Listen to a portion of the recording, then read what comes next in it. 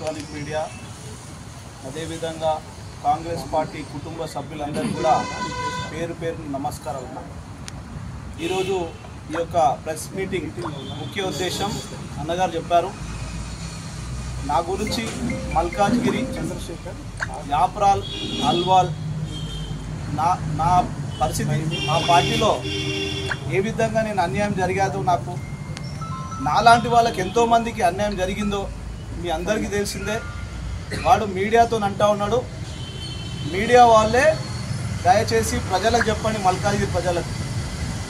Media వల్లనే కదా తెలంగాణ ఉద్యమం నడిచింది. మరి ఆనాడు మాట్లాడుతూ ఉన్నావు, ఉద్యమకారుడు అంటూ ఉన్నావు. మేము జై తెలంగాణ అంటుంటే నువ్వు యాప్రాల్లో ఎంప్లాయీస్ కాలనీ ఉన్నది, నువ్వు నై తెలంగాణ, జై తెలంగాణ అని బ్లాక్మెయిలింగ్ చేసి ఎంతోమందిని బెదిరించి, ఆంధ్రాకు సంబంధించిన ఆంధ్ర ప్రాంతకులందరినీ కూడా బెదిరించి రిజిస్ట్రేషన్ చేయని ప్లాట్లన్నీ కూడా గుంజుకున్న సందర్భాలు మాకు తెలియా. నేనేమంటా ఉన్నా అంటే, ఎవరైతే వ్యక్తి మాట్లాడిండో మైనంపల్లి గురించి మైనంపల్లి హనుమంతన్న గారి గురించి మాట్లాడంత వ్యక్తి అయితే కాదు.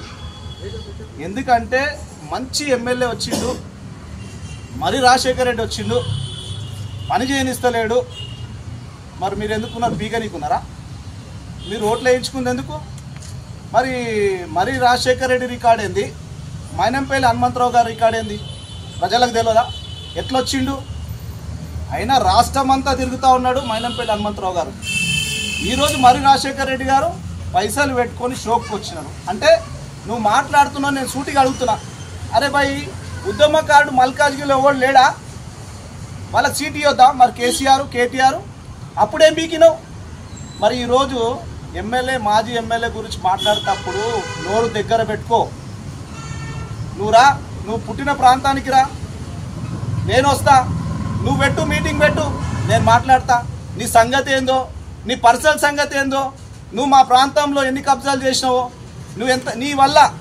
నీ వల్ల ఇక్కడ ఉన్నటువంటి కొంతమంది సీనియర్ నాయకులు, ఉద్యమకారులు, మరి ఆనాడు నువ్వు చెరువు కబ్జా చేసి మరి ఫంక్షన్ హాల్ కట్టిన నిజం మరి అందరు చూసిందే కదా, మీడియా సోదరులు అందరూ చూసిరు. మేమేమంటున్నాం అంటే, మా ఇంటికి సంబంధించినటువంటి విషయం కాదు, అది ఒక ఊరుకు సంబంధించినటువంటి విషయం, మీ అందరికీ తెలిసిన విషయమే, ఇట్లా దాచుకోవాల్సిన విషయం కాదు. అలాంటి వ్యక్తి మాట్లాడుతుంటే బాధాకరంగా ఉంది. ఒక ప్రజానాయకుడు గురించి, ఒక ప్రజల్లో ఉండే నాయకుని గురించి మాట్లాడుతూ ఉన్నాడు, ఒక పార్టీని ఉద్దేశించి మాట్లాడుతూ ఉన్నాడు. అంటే ఇక్కడ నోరు మూసుకొని ఉన్నామనుకుంటున్నావా? అసలు నువ్వు ఎవరిని రాబోయ్? ఒక ఉద్యమకారుడు అయితే ఆ పార్టీ ఏం చేసింది, సిద్ధాంతాలు ఏంటి, ఆ పార్టీకి సంబంధించిన సిద్ధాంతాలు ఏవో 10 ఏళ్ల నుంచి చూసిన వాళ్ళందరూ కూడా, అసలైన ఉద్యమకారులు అందరూ కూడా, తెలంగాణ ఇచ్చిన పార్టీ, దేశం కోసం త్యాగాలు చేసిన పార్టీ కాంగ్రెస్ పార్టీ. సోనియా గాంధీ గారు తెలంగాణ ఇస్తే ఈరోజు అందరూ కూడా కాంగ్రెస్ పార్టీ దిక్కు వచ్చిన విషయం అందరికీ తెలిసిన విషయమే. ఈరోజు కాంగ్రెస్ పార్టీ ఎందుకు రూలింగ్లోకి వచ్చిందో మనందరికీ తెలిసిన విషయమే. కేసీఆర్ గారు అంటే వాళ్ళకి సిద్ధాంతాలు లేవు, వాళ్ళకు ఒక బుద్ధి లేదు, ఓడో సాంప్రదాయాల గురించి మాట్లాడుతూ ఉన్నారు. అలా నేనేమంటున్నా అంటే, ఒక కాన్సెప్ట్తో తెలంగాణ ఉద్యమం నడిచింది, ఒక ఆశతో ఉద్యమం నడిచింది, ఎంతోమంది బలిదానాలతో నడిచింది ఉద్యమం. వీళ్ళ ఇంటి కోసం కాదు కదా. కాబట్టి ఎంతమందికి మల్కాజ్గిరి నుంచి ఉద్యమకారులకు పదవులు ఇచ్చిరో చెప్పు. అందుకనే ఎంతమందికి ఉద్యోగాలు వచ్చినాయో చెప్పు. ఉద్యోగాల కోసం తెలంగాణ ఉద్యమం నడిచింది, మన పిల్లల భవిష్యత్తు కోసం ఉద్యమం నడిచింది, ఈ పథకాల కోసం కాదు. కాబట్టి అది గుర్తించినటువంటి ప్రతి ఉద్యమకారుడు కూడా ఈరోజు తెలంగాణ ఇచ్చిన పార్టీ, త్యాగాల పార్టీ, త్యాగాల కుటుంబం అయినటువంటి సోనియా గాంధీ గారి నాయకత్వంలో కాంగ్రెస్ పార్టీలో చేరి, మరి ఈరోజు జిల్లా వైజ్గా మొత్తం కూడా కాంగ్రెస్ పార్టీకి ప్రజలు ఎట్లా మరి బ్రహ్మయోగం పట్టారో మనందరం కూడా చూసాం.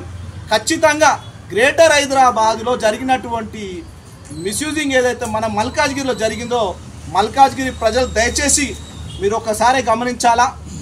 మీరు వీళ్ళేం చెప్పినారు, వీళ్ళు ఏం చేస్తామన్నారు, వీళ్ళు ఏం చేస్తున్నారు? ఈరోజు మల్కాజ్గిరిలో డెవలప్మెంటు గత ఎమ్మెల్యేల కంటే మరి మైనంపల్లి హనుమంతరావు గారు ఎన్ని చేసారో మనం చూపిద్దాం, ఆన్ రికార్డ్ చూపిద్దాం.